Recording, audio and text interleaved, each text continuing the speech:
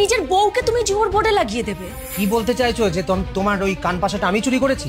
আজ 50 টাকা, কাল 100 টাকা, পরশু 500 টাকা আমার থেকে তো টাকা নিয়েই যাচ্ছ। বুঝা প্লিজ, প্লিজ আমাকে ক্ষমা করে দাও প্লিজ।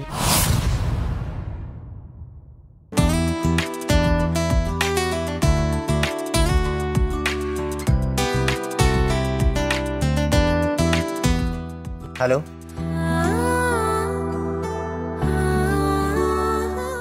হ্যাঁ আমার 5টা লাগা, 5টা। আরে আমার 500 টাকা লাগা।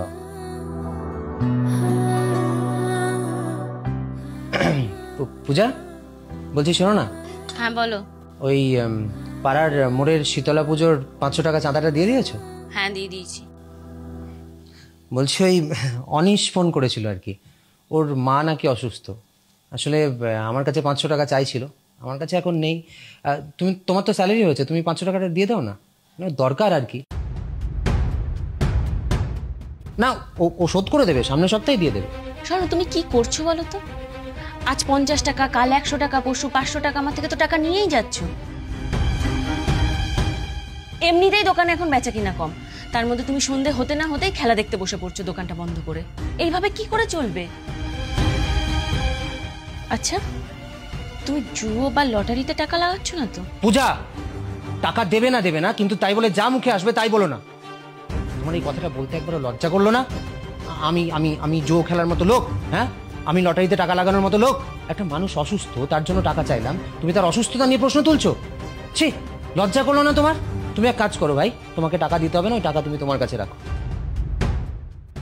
স্বর্ণ, আই এম সরি। দেখো ড্রয়িং এ আমার পার্স আছে, ওখান থেকে নিয়ে নাও।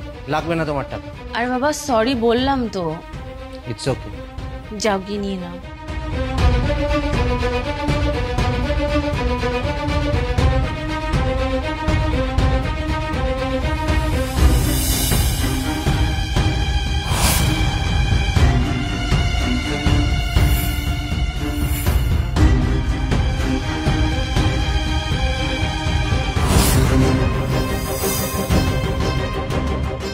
কি খুঁজছো? আরে বিয়ের সময় যে কান পাশাটা পেয়েছিলাম ওটা না কোথাও খুঁজে পাচ্ছি না। আরে যাবে কোথায়? দেখো এখানেই কোথাও ঢুকে আছে, আলমারিতে বা অন্য কোথাও। স্বর্ণ কোথাও নেই, কোথায় যাবে? আমি আমি আলমারি তন্ন তন্ন করে খুঁজেছি, এখানে কোথাও কোনো বক্সের মধ্যে নেই। কোথায় গেল জিনিসটা? স্বর্ণ আমার মাথা কাজ করছে না, আমি কিছু বুঝতে পারছি না। হ্যাঁ তাই তো, এটা লাল বক্সের মধ্যে ছিল। হ্যাঁ একটা লাল বক্সের মধ্যেই ছিল।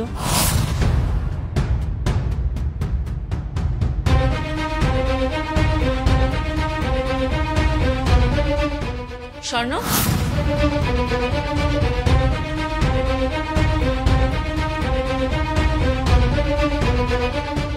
তুমি কি করে জানলে যে ওটা লাল রঙের বক্সে ছিল?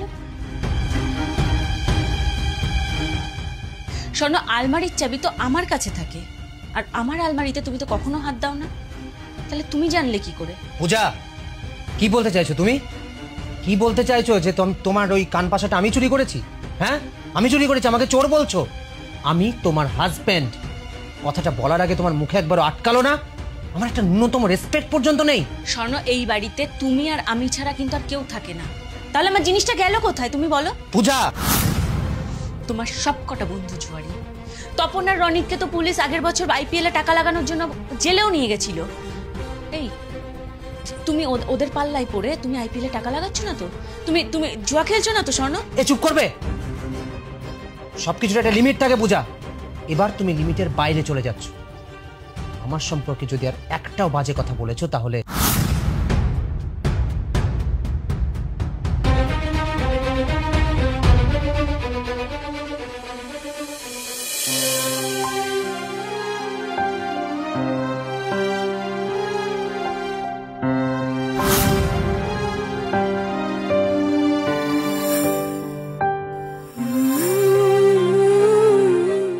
পূজা, কি হয়েছে?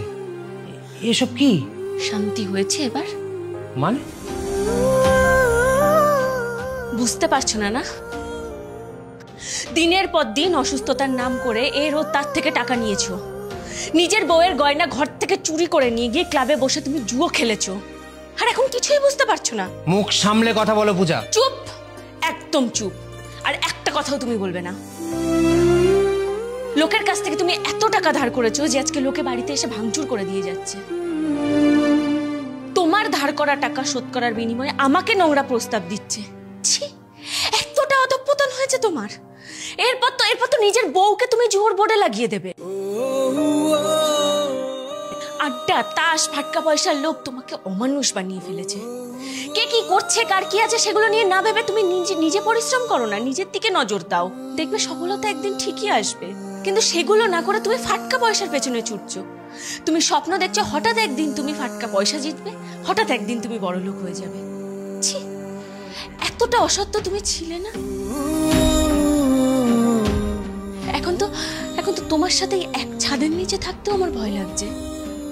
কখন না তুমি টাকার জন্য আমার সাথেই কি করে বসো। যখন নিজের সমস্ত গাছের বন্ধুরা নিজের থেকে অনেক এগিয়ে যায়, সেটা কত বড় ফ্রাস্ট্রেশন, কত বড় ডিপ্রেশন, কত বড় অ্যাংজাইটি তুমি বুঝবে না। আমি বুঝি, কিন্তু তুমি যে পথটা বেছে নিয়েছো সেটা আরো ভয়ঙ্কর। আমি তোমার সাথে আর এই বাড়িতে এক ছাদের নিচে থাকবো না। এখন তোমাকে আমার দেখলে ভয় লাগছে।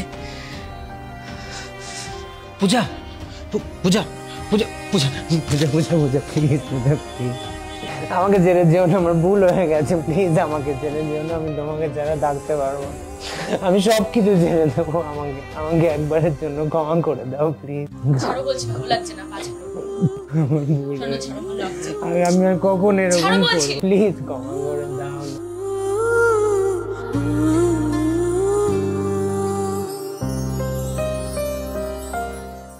It's okay. তুমি আমার মাথায় হাত দিয়ে বলো, আমাকে কথা দাও যে তুমি আর কোনোদিন জুয়ো খেলবে না। আমি তোমার মাথায় হাত দিয়ে কথা দিচ্ছি, আমি আর কখনো জুয়ো খেলবো না। আর আমি সব সময় সঠিক সময়ে দোকানে যাব, দোকানটাকে অনেক অনেক উন্নতি করব, অনেক আগে নিয়ে যাবো। আমি ডেলি প্রমিস করছি, ডেলি সরি, আমাকে একবার ক্ষমা করে দাও।